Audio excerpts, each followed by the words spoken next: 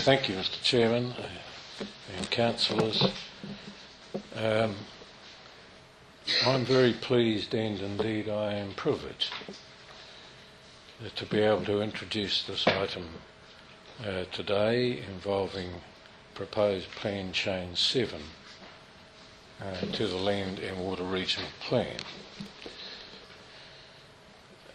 The Land and Water Regional Plan is the Canterbury Regional Council's plan for the integrated management of land and water resources within the Canterbury region. The Land and Water Regional Plan operates at two levels, as I think councils already know. A region-wide level, which contains objectives, policies and rules that apply across the region and in some of the sections of that plan, and sub-regional level where the 10 sub-region sections are contained, and where the objectives of the plan as a whole are also applicable. And then there are other schedules in the plan addressing specific topics. Proposed Plan Change 7 and the consequent change to Plan Change 2 in the Waimakariri region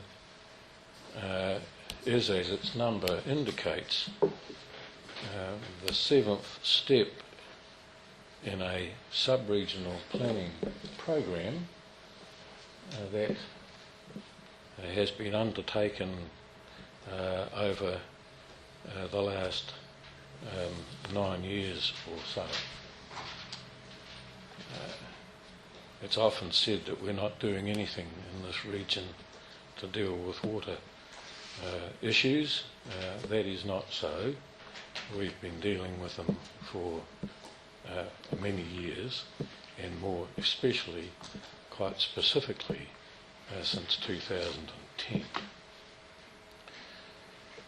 And Plan Change 7 is a significant change to the Land and Water Plan framework because it proposes three different things. First,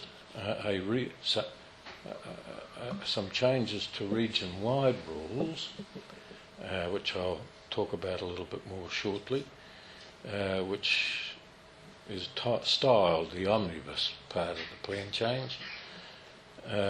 Part B of the plan change amends section 14 of the plan, which relates to the Orari, Timuka, Opahi, Pariora sub-region, otherwise known as OTOP for short. And Part C of the plan change amends section 8 of the Land and Water Regional Plan, and there are some consequential amendments for sections 7 in the Hurunui and Canterbury Alpine Rivers as well. So in short, there are some region-wide issues being addressed by this plan change, and there are further population of the sub-regional sections of the Land and Water Regional Plan in relation to the OTOP sub-region and the Waimakariri sub-region.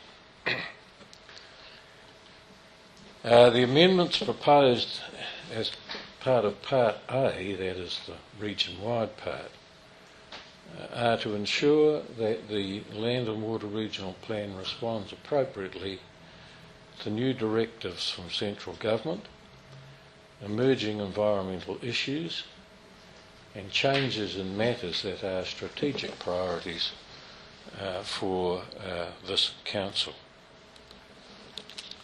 Part A of the proposed plan change introduces some region-wide responses to a range of issues that have emerged, particularly arising from amendments to the National Policy Statement on Freshwater Management and the introduction of the National Environmental Standard for plantation forestry. And there are provisions for managing a number of discrete activities or topics. proposed amendments to policies and rules and schedules in this part of Plan Change 7 cover, and I'll briefly refer to them, the following topic areas. As I've just said, the National Policy Statement for Freshwater Management, the National Environmental Standard for Plantation Forestry, Ngāi Tahu outcomes, habitats of indigenous freshwater species, the Hines Drain Working Party recommendations in the Hines part of the Ashburton sub-region, managed aquifer recharge, commercial vegetable horticultural growing operations, some amendments to Schedule 6 which relate to freshwater bathing sites, and some amendments to Section 17 in relation to salmon spawning sites and some additions to those. Mr. Chair, this is the second omnibus change that Environment Canterbury has developed, and I'd like to highlight the breadth and depth of the issues which have been tackled through this change. I want to turn now to the two sub-region sections parts of the plan change and deal first with Part B, which relates to the OTOP sub-region. Very briefly, the OTOP sub-region is bordered by the Rangitata River in the north and Lyledale Creek in the south. Within the OTOP sub-region are the Orari, Te Muka, Opahi, Opuha, Te Anawawai and Pariora rivers and their associated tributaries. Other notable geographical features within the OTOP sub-region include Lake Opuha and the Opuha Dam. The OTOP sub-region is within the rohe of Te Runanga o Ngāi Tahu and the takiwā of the Te Runanga o Arawhenua and Te Runanga o Waiho. All surface water bodies in the OTOP sub-region are of cultural, spiritual and historical significance to Ngāi Tahu. The OTOP sub-region contains the largest collection of rock art sites in New Zealand. Ngāi Tahu considers these sites to be a taonga and are actively involved in their conservation and management. Analysis of the current environmental state of the OTOP sub-region has identified a number of key issues where the community outcomes for the zone, as identified in the Zone Implementation Program or ZIPPA, prepared by the OTOP Zone Committee, are not being met. These key issues include the following. There are a number of culturally significant sites, including rock art sites, in the OTOP sub-region which are vulnerable to damage by the taking and use of water and the discharge of contaminants. Water quality and quantity, particularly in lowland streams, is degraded to a level that does not provide for quality or abundance of mahinga kai. Surface water bodies, particularly spring-fed streams, are threatened by increasing nitrate concentrations, and there are areas within the zone that do not meet the Land and Water Regional Plan water quality limits for nitrate nitrogen in groundwater. Surface water resources are over-allocated and flows in waterways do not provide for cultural, ecological and recreational values. Nuisance levels of periphyton and cyanobacterial blooms are common in the mid to low reaches of the rivers. The proposed provisions of Part B of PC7 are intended to address and deal with these issues. The provisions apply either across the sub-region or to one of 6 specific freshwater management units that are required by the National Policy Statement to be identified and have been identified within this sub-region. The key changes proposed by this part of Plan Change 7 are as follows. Setting freshwater outcomes specific to the OTOP sub-region and limits and targets for each freshwater management unit to achieve the freshwater outcomes.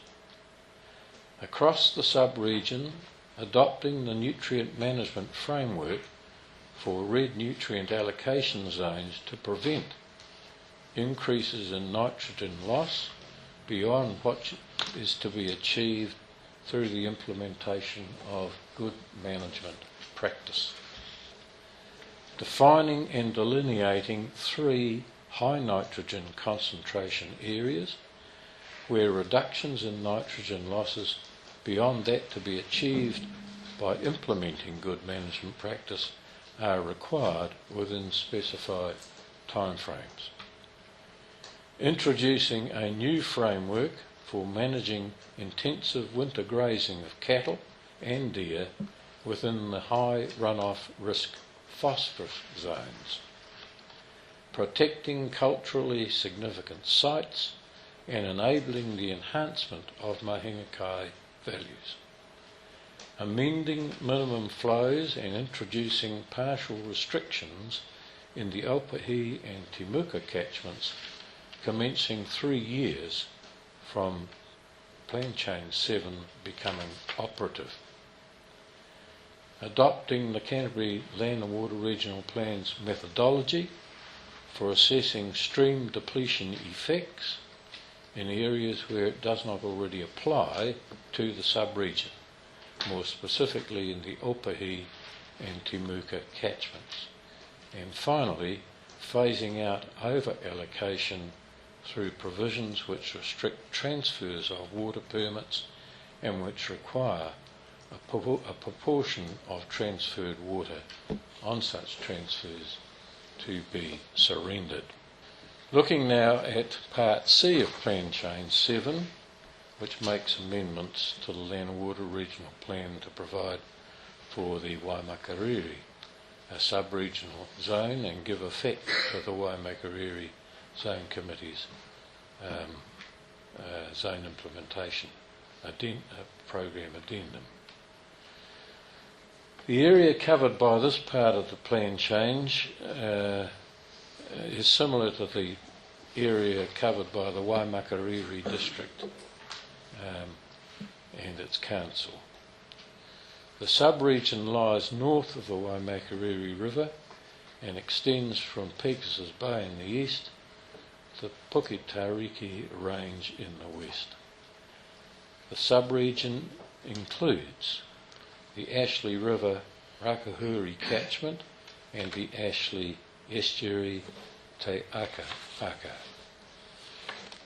The catchments of the northern tributaries of the Waimakariri River, the Lowburn Fan, the Ashley Waimakariri Plain and associated groundwater zones, Ashley Air and Cust, a network of spring-fed streams and lagoons near the coast, and hill and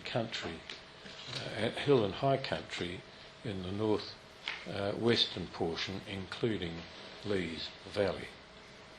The Waimakariri sub-region falls within the takiwā of Ngāi Tahuhuri's duty of kaitiakitanga extends over all natural resources of the catchment.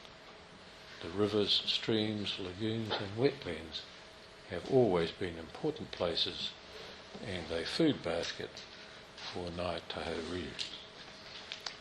An analysis of the current state of the Waimakariri sub-region identified several issues where the community outcomes for the sub-region are not being met.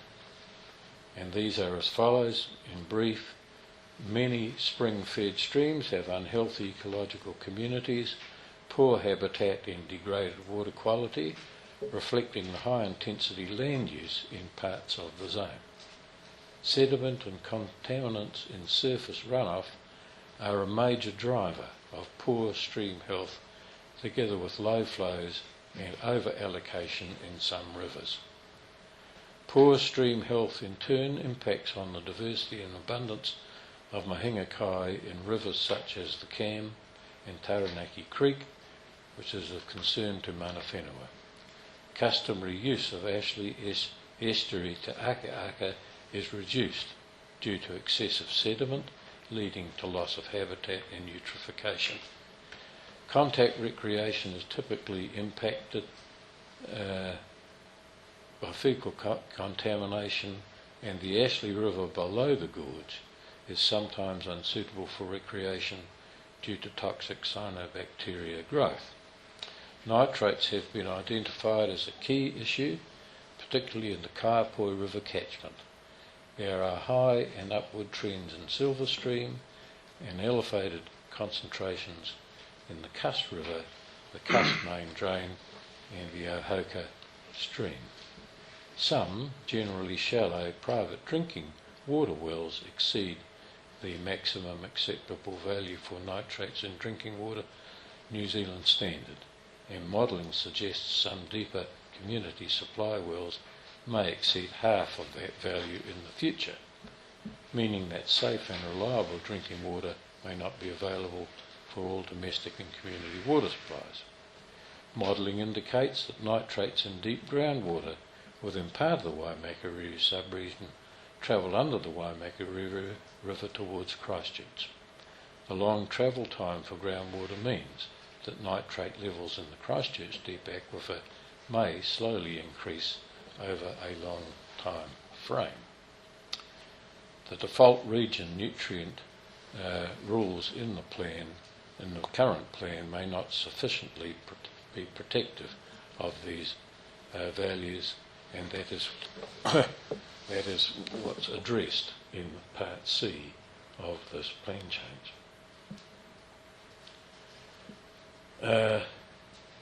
As I said before, the plan change reflects the recommendations of the Waimakariri Zone Committee in the following ways.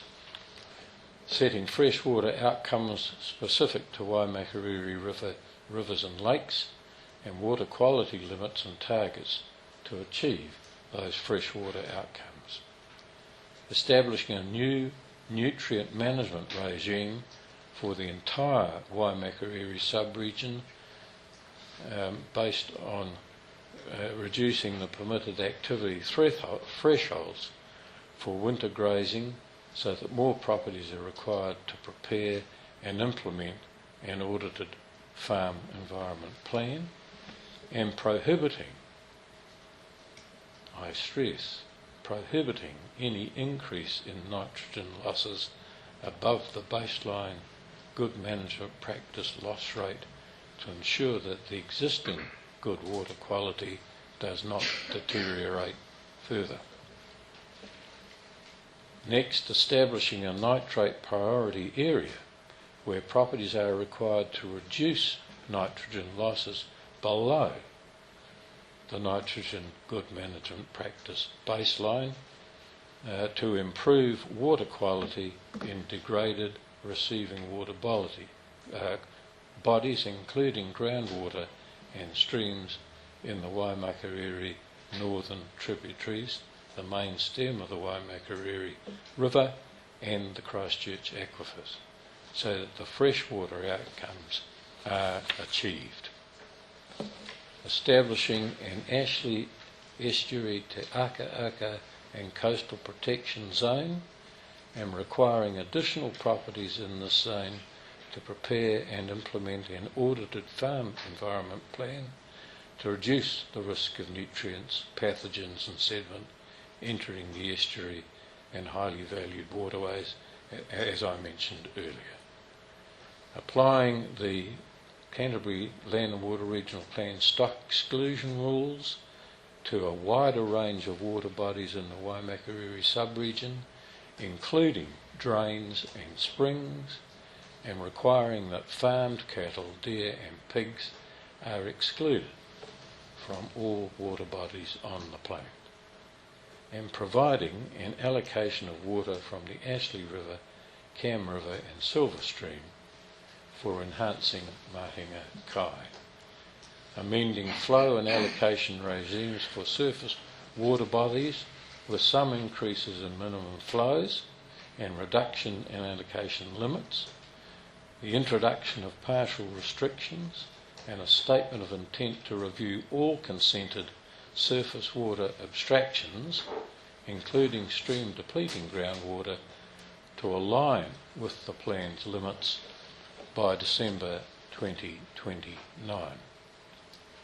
Adopting the Land and Water Regional Plan's methodology for assessing stream depletion effects in areas where it does not already apply, Northern Waimakariri tributaries, FMU, and phasing out over-allocation by including provisions which restrict transfers of water permits and which require a portion of any transferred water to be surrendered.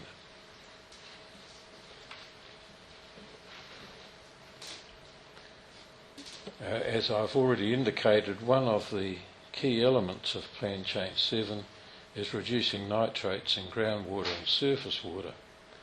A recent study has highlighted that the evidence linking health risks with nitrate concentrations is inconclusive and that more research is needed to assess the risks associated with nitrate concentrations in drinking water. Councillors will be aware that in a separate agenda item today, we will be considering asking the Minister of Health to undertake research on the health issues from nitrate concentrations in drinking water. In advance of more research, Plan Change 7 places further restrictions on high-risk farming activities to mitigate these risks. Briefly, Plan Change 2 to the Waimakariri Regional Plan is being promulgated to bring those parts of the zone that need to be within the Plan Change 7 purview from the regional River Regional Plan into the Plan Change 7. That's really a boundary issue, but the regional water plan, river plan will still continue to apply to the river. As with other parts of Plan Change 7, I would like to acknowledge the contribution of Councillor Claire Mackay. She has been our councillor representative on the Waimakariri Zone Committee and has worked tirelessly to make the Waimakariri sub-regional process as inclusive as possible of all the interests in that zone. I want also finally to pay tribute to the two zone committees involved in this. We've worked tirelessly for years to get this instrument to this point, and we value that work very highly, as I think they know from the times when we meet with them and receive their reports. But it's worth bearing in mind that all this comes about because of the hard work and the dedicated work of the zone committees. I'll briefly address next steps for proposed Plan Change 7. As I said earlier, the purpose of today's motions are to send this plan change on its statutory journey towards eventually becoming operative. It's an important step procedurally because it enables members of the public to have a considered submission process that will lead to building an even more robust plan change for the future. And as I said earlier, at our council meeting in August, we will be appointing an independent hearing panel, and I'll have something more to say about that at that time. Chair, before I move to the formal resolutions that are on pages 74 and 75 of the Council's agenda papers, I will have more to say about this on another occasion, but since this is the last time, I think I can confidently say that I will have the privilege of moving a plan change or a plan matter in this council. I just want to reflect on the fact that the last 10 years of doing this sort of thing has been a pleasure and a privilege for me, and I'm satisfied that we've put in place and are putting in place a very robust planning structure within the Canterbury region, which is what we started out to do in 2010.